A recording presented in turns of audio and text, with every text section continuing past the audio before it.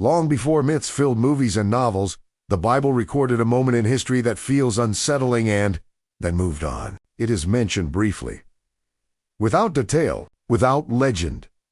In Genesis 6, Scripture says, "The sons of God saw that the daughters of men were beautiful. The Nephilim were on the earth. In those days, no names, no battles, no explanations.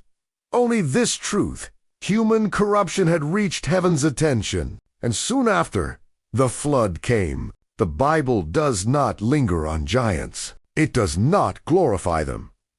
Its silence is intentional. Centuries later, an ancient Jewish text, the Book of Enoch, tried to speak where Scripture remained quiet. It tells of angels called watchers descending to earth, forbidden unions with humans, giants who devoured the land, violence spreading unchecked, divine judgment falling on both angels and offspring. But here is the dividing line. The Book of Enoch is not Scripture. It holds no divine authority. It reflects human questions, not God's revelation. Biblical writers were aware of it but never treated it as doctrine. Nearly every culture tells stories of giants, titans, and demigods. Why? Because humanity remembers fear, power, violence. But the Bible does something different. It strips giants of glory. In Scripture, giants fall. They do not save humanity. They do not shape redemption.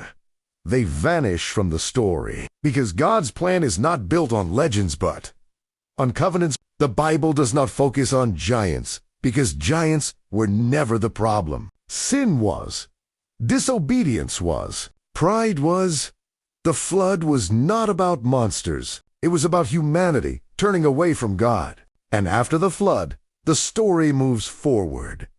Toward Abraham. Toward covenant. Toward Christ. The Book of Enoch reflects ancient fears. Scripture reveals God's redemptive plan.